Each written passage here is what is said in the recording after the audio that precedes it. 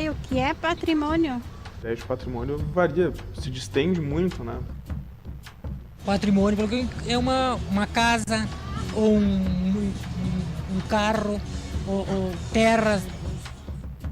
Patrimônio é algo que pertence a alguém. O que falta, talvez, é um pouquinho saber o que é patrimônio histórico para entender que o patrimônio histórico é aquilo que pertence a todos, que tem um valor para a cultura e para a sociedade, porque é esse o nosso problema hoje, não é o entendimento de patrimônio como um bem individual, pessoal, mas o entendimento do que é coletivo. E não o que é coletivo que é da prefeitura, o que é coletivo que é do povo, que é da sociedade, que é do futuro, das gerações que virão ainda, né? Afinal de contas, patrimônio é a responsabilidade de quem? É da cultura, é da arquitetura, é da história, da engenharia, do direito?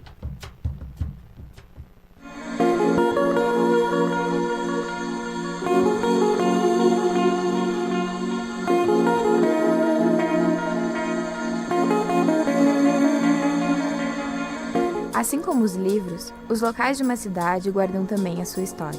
Preservar o patrimônio histórico e cultural é também preservar a história de uma população, permitindo que todos tenham acesso a ela. Quando aquilo que deveria ser conservado já foi destruído, nos resta resgatar as memórias dentro da lembrança de cada um. O Cine Teatro Pampa ainda é memória viva na mente de muitos passofundenses. Inaugurado em 1962, o cinema da cidade era um espaço luxuoso e com capacidade para 2.000 pessoas. Um incêndio em 1968 deixou o Cine Teatro Pampa fechado para reformas durante 2 anos. Mas, em 2005, o Pampa foi fechado definitivamente. Hoje, no local, funciona um estacionamento.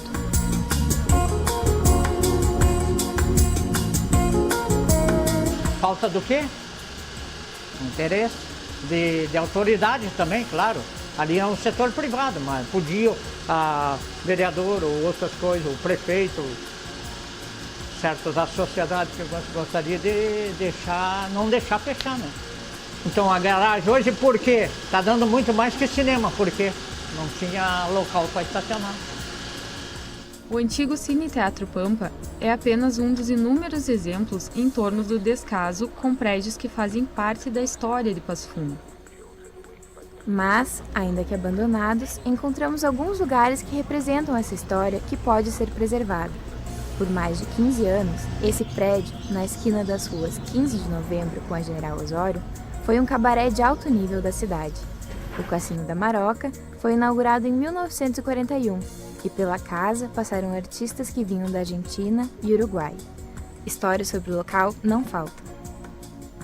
Também neste cassino, adentrou por esta porta aqui, hoje trancada por grades e completamente destruída, um dos maiores nomes da música brasileira de todos os tempos, Ari Barroso. Em 1944, Ari Barroso esteve aqui e posou em Passo Fundo. E, obviamente, acabou parando aonde? No Cassino da Maroca. Foi homenageado por o saxofonista da casa, que fez um solo de sax da famosa canção A Baixa do Sapateiro. Isso representou para o Cassino da Maroca um acontecimento extraordinário. Ari Barroso era o autor, nada mais, nada menos do que a Aquarela do Brasil. Durante a ditadura militar, o prédio do Cassino da Maroca foi sede do Departamento de Ordem Política e Social, o DOPS. Depois disso, foi sede também de partidos políticos e sindicatos locais. Hoje, o prédio pertence a 2 empresários de Passo Fundo.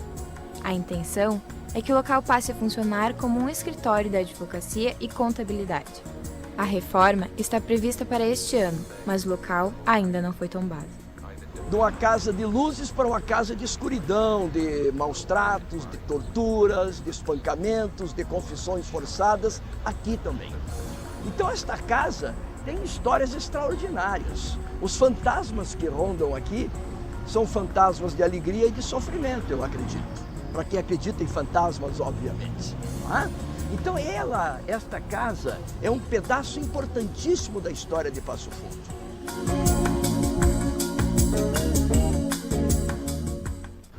Bom, acabamos de assistir um vídeo que, na minha perspectiva, traduz um pouco a situação da memória patrimonial da cidade, que se encontra em descaso e sujeita à destruição. Estamos reunidos aqui na Biblioteca Municipal eu acredito que é interessante porque traz essa discussão para a comunidade, né? Estar reunidos em um espaço cultural da cidade. Né? Estamos presentes com o professor da Faculdade de Arquitetura e Urbanismo, Marcos Frandoloso, o secretário da Cultura Municipal, Alex Necker, o promotor de Justiça, Paulo Ciro. Acho que seria interessante a gente pensar agora, né, que ações estão sendo tomadas para a proteção do patrimônio histórico e de edificações que deveriam fazer parte do patrimônio histórico. O que está se fazendo agora em relação a isso? Eu acho que o vídeo nos indaga isso. O que está se fazendo para proteger essa memória? A Universidade de Passo Fundo, através do curso de Arquitetura e Urbanismo, no início da década, dos anos 2000, começou a elaborar um inventário, né, que seria toda aquela série de ações que culminariam depois com a preservação, com as medidas todas. Foi entregue esse documento, né, com uma série de bens, tanto de uso público quanto de uso privado também, ao município. Então foi feito um convênio. A partir desse convênio, então, a gente fez essa listagem caracterizando então cada um desses edifícios, esses conjuntos também. Por exemplo, entra aí dentro a antiga intendência municipal, entram residências, entram conjuntos também, por exemplo, toda aquele entorno da Bento Gonçalves também, que também, infelizmente, está sendo descaracterizado, mas esses documentos, né, seriam, então, para fomentar as medidas que alguns deles até foram tomadas nos anos 2005, por aí 2006, alguns desses edifícios foram tombados. E tu lembra, Marcos, se o Cassino da Maroca estava nessa listagem que a universidade encaminhou para a prefeitura? Tu lembra disso? Acredito que sim, porque a gente distinguiu dois grupos. Nós fizemos um grupo que seriam aqueles bens mais consolidados, né, que teriam um uso até público, né, clubes, os edifícios do município.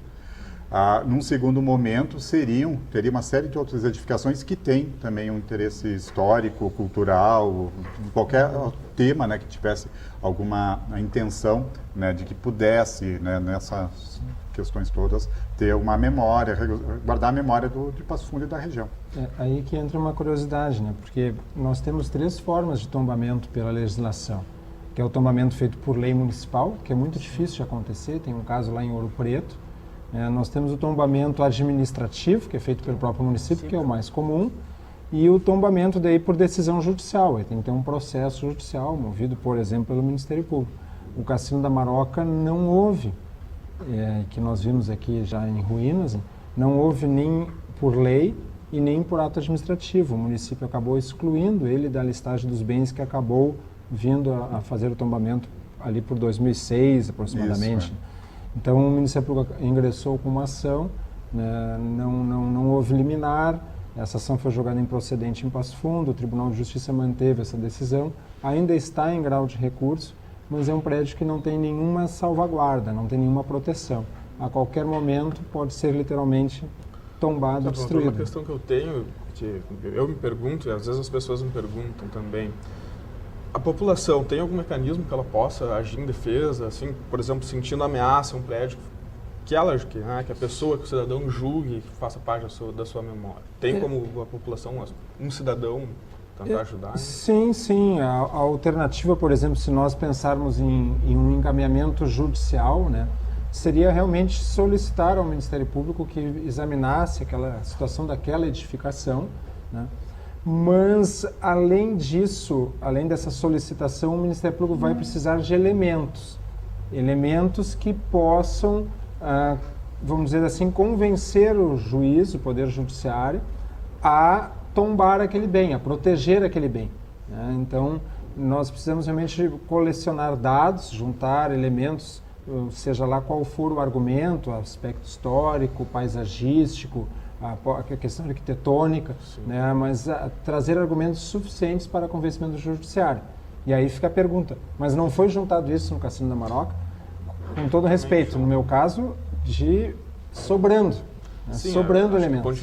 Mas mesmo assim não tivemos sucesso. Na verdade, a gente tem que recuperar um pouco assim historicamente. A gente precisa sempre tratar as questões, principalmente vinculadas a essa questão do patrimônio histórico, dentro do contexto histórico mesmo. O município de Passo Fundo demorou muito para agir em torno da preservação do seu patrimônio histórico e cultural. E quando iniciou de uma forma tímida. Claro que esse levantamento feito pela universidade, pela Faculdade de Arquitetura e Engenharia da UPF, auxiliou e, na verdade, digamos assim, provocou isso para o município. E o município vem tendo ações. Hoje, por exemplo, a gente tem um conjunto de 26 ou 27 bens entre casas, monumentos, edifícios que compõem os bens tombados pelo poder público. E demorou também em construir uma legislação que desse uma certa, digamos assim, que avançasse no sentido de beneficiar o proprietário, ou de pelo menos diminuir aquela sensação de perda. E aí a gente fala de questão de perda financeira. Demorou muito para aprovar uma legislação nesse sentido. Exato. Muitas vezes para a população em geral e principalmente para os proprietários desses bens públicos, desses prédios, desse patrimônio, o tombamento vem como um ônus. E o município vem tentando recuperar isso. Eu acho que essa legislação aí que recentemente o município aprovou aí, que é a de que o proprietário possa usar o seu potencial construtivo para arrecadar fundos para a manutenção do seu prédio, até para reduzir essa sensação de perda financeira, digamos assim, seria um pontapé inicial no sentido de a gente poder avançar mais ainda. Mas agora, secretário, então, pensando no patrimônio que já está tombado, né? Porque eu vejo assim, tem que se ter também ações para preservação, né, desses prédios. Eu acho que nós estamos aqui na biblioteca, observamos as condições que a biblioteca enfrenta, o próprio prédio do museu, do teatro. Que está completando 100 anos, né? Que estão completando 100 anos. Que medidas estão sendo tomadas para a preservação dessas edificações? Na verdade, assim, do que o patrimônio privado a gente conseguiu, que é proprietário, a gente conseguiu, através dessa lei, possibilitar um certo ganho. A gente já teve a primeira experiência aqui no Passo Fundo. Já houve essa troca, né? Inclusive o proprietário chegou num primeiro momento, teve uma série de empecilhos, né, com relação ao tombamento, a partir daquilo que nós colocamos como interessante do inventário, né, esses dois edifícios. E num segundo momento, né, até houve um amadurecimento até da questão do interesse, o que ele poderia recuperar com isso financeiramente, e foi essa legislação que entrou em vigor a partir do ano passado, né, teve algumas alterações ainda, mudando algumas questões exatamente desses índices, agora em 2011 ainda, regulamentando o que estava nos dispositivos do Código, né, de Defesa do Patrimônio, que entrava dentro do plano diretor, que foi onde também, por um lado, o nosso inventário auxiliou a essas medidas, por outro, levantou, esse seu edifício tem interesse histórico, o plano diretor de Passo Fundo está sendo alterado, isso em 2006, e onde nós tivemos a maior parte das demolições, né, foram exatamente na transição do Código de Obra, do plano diretor de 2005 para 2006. Então, por um lado, a gente usou, o inventário serve para que sejam tomadas as medidas, por outro, levantou, então, os proprietários, porque existe a questão sempre de que patrimônio, então isso aí é o meu patrimônio, então vai ser patrimônio histórico, vai ser patrimônio que vai ser da comunidade, e eu não vou poder tocar mais. Que é uma forma errada de ver, porque continua, não existe a restrição à propriedade, continua sendo da propriedade. Colocar isso até para que não se tenha preocupação com a divulgação desses bens. E os proprietários agora, então, com essas especificações, né, colocando isso então na prática, né, já com essa experiência, né, de transformar um edifício que tem um interesse, que eu acho que é um dos mais interessantes de Passo Fundo, que vai dar uma característica completamente diferente, né, um tipo de novos usos também. Né. Eu volto assistindo a questão do patrimônio, dos espaços culturais já preservados. O senhor comentava antes do programa que tinha uma ação em relação aqui à biblioteca. Exatamente. E aí eu até não é uma questão que não envolve diretamente a administração atual, é uma questão do município em si. Eu tenho a impressão que no município de Passo Fundo, né, as administrações que sucederam abandonaram os prédios. Essa questão vem se desenrolando há mais de uma década. Exatamente. Nós temos a questão da biblioteca, mas, por exemplo, a Academia Passo Fundense de Letras foi uma questão que o Ministério Público teve que ajuizar uma ação. Toda a restauração que foi feita no processo judicial, por ordem judicial. Nós temos, por exemplo, a Brizoleta. Brizoleta, quando o Ministério Público recebeu a Escola Municipal Padre Antônio Vieira, ele estava caindo. Quando o Ministério Público recebeu as informações, foi feita toda uma vistoria pela Faculdade de Arquitetura, que nos confirmou isso. O Ministério Público também acionou a parte técnica, que também confirmou essa situação. Não conseguimos resolver isso em acordo, também virou um processo judicial, né? A reinauguração ocorreu recentemente, com pompa e circunstância, né? Embora ocorreu realmente por ordem judicial, né? Mas tudo bem. Agora, o prédio do museu também está na mesma situação, nós também estamos cobrando do município, ainda na fase do que nós chamamos de inquérito civil. Realmente, eu tenho a impressão que nós poderíamos avançar numa política de cuidado com o prédio para que nós não chegássemos numa situação extrema de perda, risco de perda do bem. Aqui na própria biblioteca, por exemplo, nós tivemos que fazer na ação judicial, pedir uma liminar e obtivemos de transferência de parte do acervo mais valioso para a Universidade de Passo Fundo, uma vez que aqui havia risco de perda do material na época por goteiras, inundações. Quer dizer, isso realmente é um problema, é uma questão cultural mesmo, histórica, de descaso, né? Da cidade, que nos últimos tempos, como o secretário dizia, foi aprimorada com esses tombamentos que foram feitos, mas ainda tem que se pensar também na manutenção preventiva disso, ter recursos, ter projetos. A manutenção na verdade, assim, como eu digo, na verdade, e aí eu entendo, Paulo, que é o nosso promotor, na verdade a gente tem muito que utilizar. A administração pública, ela ainda prescinde de algumas ações, até pela questão, a gente precisa ser claro, né? Muitas vezes o administrador público tem um orçamento muito limitado, então acaba optando por essa ação em detrimento daquela. E o Ministério Público, ele vem, no meu entender, ele vem muitas vezes em confirmar e auxiliar a administração pública a fazer o investimento respaldado pela decisão judicial, sem ter que depois estar se justificando em outros momentos para outros órgãos de fiscalização do poder público sobre por que deixou de fazer determinada ação e fez essa ação. Então, eu pessoalmente entendo muitas vezes que o Ministério Público, ele, ao invés do que a grande maioria pensa, não, o Ministério Público age para punir, e tal. Ele age no sentido de auxiliar a administração pública. Agora, voltando um pouco, Eduardo, naquela questão do que está sendo feito para preservar os prédios que são de ordem privada, acho que a legislação deu um grande incentivo para isso. Acho que a gente vai ver no decorrer ainda, claro, a legislação provavelmente vai sofrer algumas adaptações melhores, com o passar dos anos vão se ver, vão se ver outras ações, vão se ver outras ações, que daqui a pouco o primeiro exemplo que nós tivemos, daqui a pouco a gente senta e dá uma avaliada, precisamos adaptar melhor aqui e tal. E para o patrimônio público, infelizmente, ele está muito linkado ainda à questão orçamentária. Então, o que cabe à administração pública?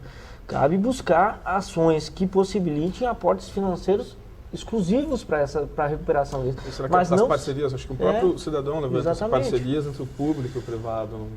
Isso é uma ação. Por exemplo, nós estamos à frente da Secretaria desde janeiro e já tomamos como ação, a partir daquilo que vinha sendo executado antes, por exemplo, relacionado ao Teatro Municipal, que é o projeto feito, a Brizoleta.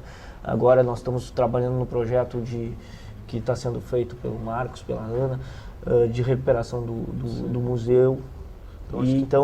Mas cabe o quê? A partir desse compromisso de projetar o que vai ser feito para recuperar, a administração pública tem que se preocupar onde é que vai buscar o recurso para fazer essa obra.